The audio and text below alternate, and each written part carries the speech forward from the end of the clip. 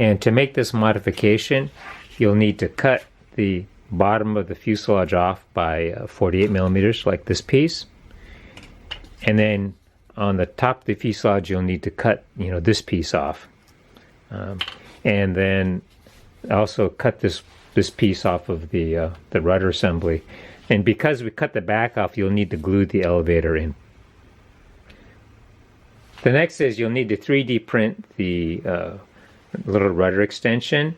And I like to use, after I've sanded the 3D printed part to smooth it, I like to use this Varathane, which you can get from Home Depot, to spray onto it. Makes it a little bit more waterproof.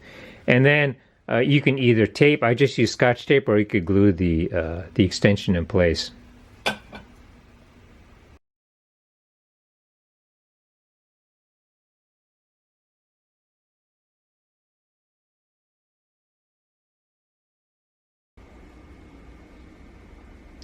And here's the clevis position on the aileron,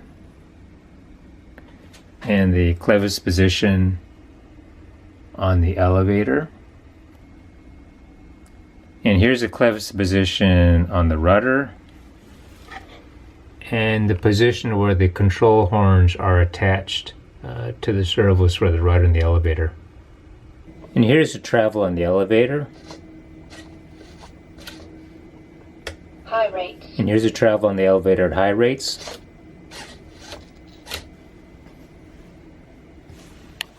And the travel on the aileron.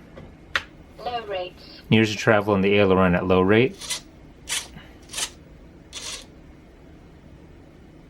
High rates. Here's the travel of the aileron at high rates. And here's the travel on the rudder.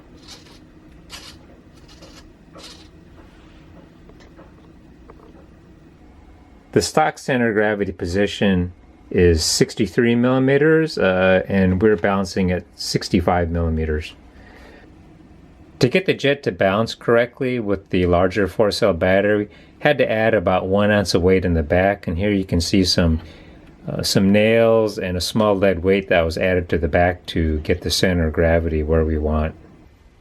To get the jet to track straight during a powered off dive, a little bit of down elevator was mixed in so that when the throttle is turned from half throttle to idle, a little bit of down elevator is added. And you can see this number change when we bring the stick down.